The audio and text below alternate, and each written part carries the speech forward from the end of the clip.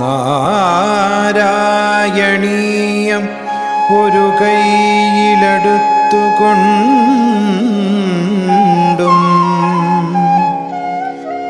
മറുകൈയിലുള്ള നറുവെണ്ണ നുകർന്നുകൊണ്ടും തന്നാശ്രിതർക്ക് തുണയായി വിളങ്ങിടുന്ന നാരായണീയ ഗുരുവായൂരപ്പ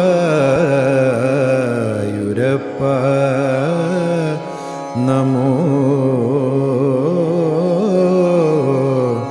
നമസ്തേ.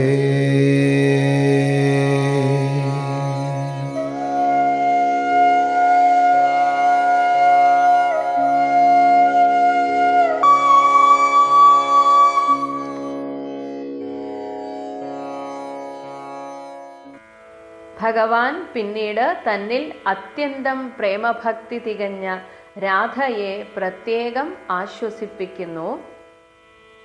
രിപുജന കലഹൈഹി പുനഃ പുനഃ മേ പുനർമേ സമുപഗതൈഹി ഇയതി സമുപഗതൈരിയതി വിളംബന അഭൂത് വിളംബന അഭൂത്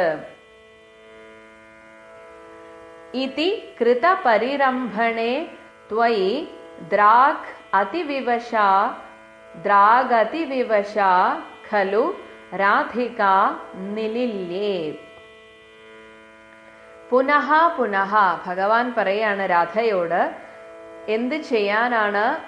ഒന്ന് കഴിയുമ്പോൾ അടുത്തത് എന്ന രീതിയിൽ പുനഃ പുനഃ വീണ്ടും വീണ്ടും സമുപഗതൈഹി വന്നു ചേർന്ന രിപുജന കലഹൈഹി ശത്രുക്കളുമായിട്ടുള്ള യുദ്ധം നിമിത്തം മേ എനിക്ക് ഇയതീ വിളംബന ഇത്രമാത്രം താമസം അഭൂത് നിങ്ങളെയൊക്കെ കാണാൻ വരാൻ ഇത്രമാത്രം താമസം വരാൻ കാരണം അടിക്കടിയുണ്ടായ യുദ്ധങ്ങളും പ്രശ്നങ്ങളും ആണ്. അതുകൊണ്ട് ആ കോപം എന്നോട് കാണിക്കരുത്, വിഷമിക്കരുത് എന്നൊക്കെയാണ് പറയുന്നത്. ഇത് പറഞ്ഞുകൊണ്ട് ഇത് ത്വയി കൃത പരിരംഭണേ എന്ന് പറഞ്ഞ് ഭഗവാൻ ഗാഠമായി ആലിംഗനം ചെയ്തപ്പോൾ, പരിരംഭണേ ആലിംഗനം ചെയ്തപ്പോൾ രാധിക രാധാദേവി ദ്രാക് പെട്ടെന്ന് തന്നെ അതിവിവശ അത്യന്തം പ്രേമപരവശയായി ഖലു നിലില്യേ അങ്ങയിൽ തികച്ചും ലയിച്ചതുപോലെ ആയിത്തീർന്നുവല്ലോ. അപ്പൊ ഭഗവാൻ രാധികയെ പ്രത്യേകം വിളിച്ച് അവളെ ആശ്വസിപ്പിക്കുകയാണ്.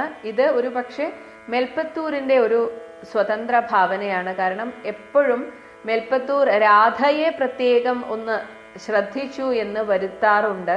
അത് ഭഗവാൻ രാധയെ പ്രത്യേകമായിട്ട് എപ്പോഴും കണ്ടിരുന്നു എന്ന് സ്വയം ഒന്ന് ആശ്വസിക്കാനും കൂടിയാവാം. അപ്പൊ ഇവിടെ രാധയോട് പറഞ്ഞു എന്നാണ് പറയുന്നത്.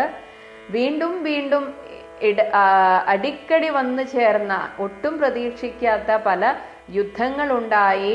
ആ ഒരു പ്രശ്നം ഒന്ന് തീർക്കുമ്പോൾ അടുത്തത് ഇങ്ങനെ ഓരോ പ്രശ്നത്തിൽ ഞാൻ ഇങ്ങനെ കുടുങ്ങിപ്പോയത് കൊണ്ടാണ്, അല്ലെങ്കിൽ അതിൽ ഞാൻ ഓരോന്നും തീർക്കേണ്ട ആവശ്യം വന്നതുകൊണ്ടാണ് എനിക്ക് ഇത്രയും താമസം, നിങ്ങളെയൊക്കെ വന്ന് കാണാൻ എനിക്ക് സമയം കിട്ടാതിരുന്നത്.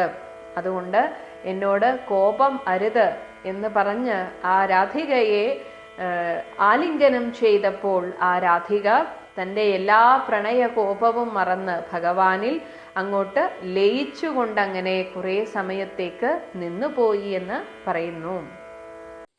ശ്ലോകം 6. രിപുജന കലകൈ പുനഃപുനർമേ സമുപഗതൈരിയതി വിളംബനാഭൂത് ഇതി കൃതപരിരംഭണേ ത്വയി ദ്രാഗ് അതിവിവശാ ഖലു രാധികാ നിലില്യേ. ഹരിശരണം. എല്ലാ സജ്ജനങ്ങൾക്കും പ്രണാമം. ശ്രീ ഗുരുവായൂരപ്പനും ഭട്ടപാദർക്കും വ്യാസഭഗവാനും നമസ്കാരം. എല്ലാ ഗുരുജനങ്ങളെയും പൂർവികരെയും സ്മരിക്കണം. നമ്മൾ ശ്രീ ഭഗവാന്റെ സമന്ത പഞ്ചക തീർത്ഥയാത്രയുടെ അവസ്ഥ, അല്ലെങ്കിൽ ആ സമയത്ത് നടന്ന ഭഗവത് ലീലകളെയാണ് ശ്രവിച്ചുകൊണ്ടിരിക്കുന്നത്. ദശകം 84 ശ്ലോകം 6 നമുക്ക് നോക്കാം. ഗോപസ്ത്രീകളെ ഒരു വിജനമായ സ്ഥലത്തേക്ക് കൊണ്ടുപോയി അവരുമായി അവരുടെ സന്തോഷത്തിന് വേണ്ടിയിട്ട്, അവരെ ആനന്ദിപ്പിക്കാൻ വേണ്ടിയിട്ട് അവരുമായിട്ട് രഹസ്യമായ ലീലകളാടി അവരെ സന്തോഷിപ്പിച്ചുകൊണ്ടിരിക്കുന്ന സന്ദർഭത്തിലാണ് തൻ്റെ ഇഷ്ടസഖിയായിരിക്കുന്നതായ രാധാദേവിയെ സമീപിക്കുകയാണ് ഭഗവാൻ. വളരെ ശ്രദ്ധിക്കേണ്ടതാണ്, ശ്രീമദ് ഭാഗവതത്തിൽ രാധ എന്നുള്ള നാമം ഒരിടത്തും കാണാനില്ല. അതേസമയം സാക്ഷാൽ ശങ്കരഭഗവാന്റെ അർദ്ധനാരീശ്വര സങ്കല്പം പോലെ തന്നെ അതിശ്രേഷ്ഠമായ സങ്കല്പമാണ് രാധാകൃഷ്ണ സങ്കല്പം.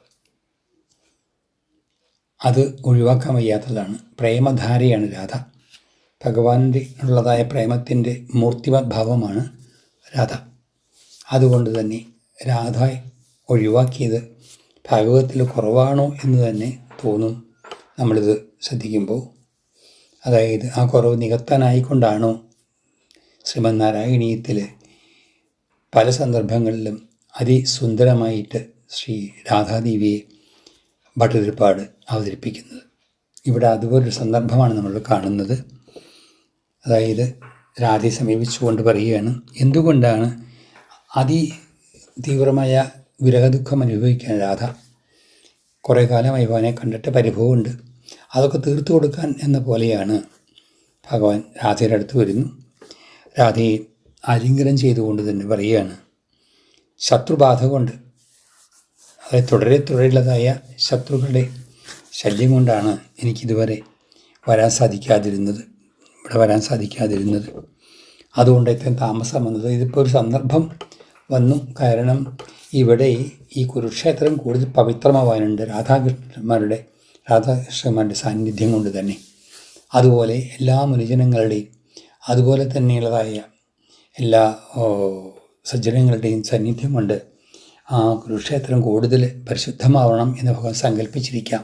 കാരണം അവിടെയാണ് മഹാഭാരത യുദ്ധം അരങ്ങേറാൻ പോകുന്നത്.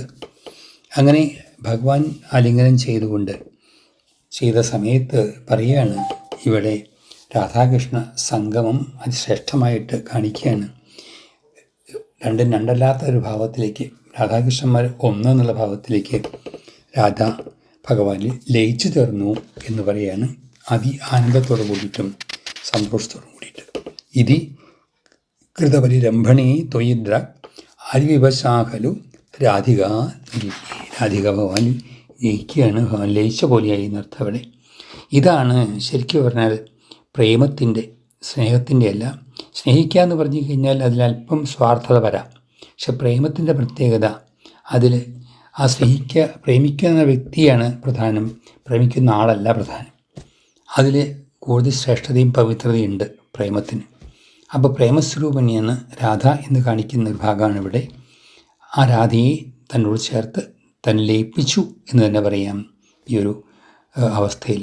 അതുകൊണ്ട് രാധയ്ക്ക് പരിപൂർണ സന്തോഷമായി. പക്ഷേ കുറേയും കൂടി കാര്യങ്ങൾ വിസ്തരിക്കാണ്ട്, അത് ഇനി അടുത്ത ശ്ലോകത്തിൽ ഭഗവാൻ തൻ്റെ നിജസ്ഥിതി എന്താണ്, താൻ ആരാണ് എന്നുള്ളത് അവർക്ക് ഉപദേശിക്കുക മാത്രമല്ല, ആ ഒരു അവസ്ഥ അനുഭവിക്കാനുള്ളതായ ഒരു അനുഗ്രഹം കൂടി അടുത്ത ശ്ലോകത്തിൽ കൊടുക്കുന്നുണ്ട് ഭഗവാൻ. അത് വളരെ പ്രധാനമാണ്. കാരണം ഈശ്വരാനുഗ്രഹാദേവ പുംസാം അദ്വൈത വാസന എന്ന് പറയും. എത്രയൊക്കെ നമ്മൾ ശ്രമിച്ചാലും, എത്രയൊക്കെ നമ്മൾ നാരായണീയും ഭാഗവതവും ഒക്കെ പഠിച്ചാലും ഭഗവത് അനുഗ്രഹം ഇല്ലാതെ കണ്ട് സത്യം നമുക്ക് തെളിയില്ല, സത്യത്തിൽ നമുക്ക് ലയിക്കാൻ പറ്റില്ല. അതുകൊണ്ട് ഭഗവത് കരുണ ഏതിനും എന്തിനും പ്രധാനമാണെന്ന് നമ്മൾ അറിഞ്ഞിരിക്കണം. എല്ലാവരും അത് വിചാരിച്ചുകൊണ്ട് പ്രാർത്ഥന മനസ്സോടുകൂടി നമ്മൾ ഭഗവാനോട് ചേരണം, ഇന്നല്ലെങ്കിൽ എന്നെങ്കിലും എന്ന് വിചാരിക്കുക. ഹരിശരണം.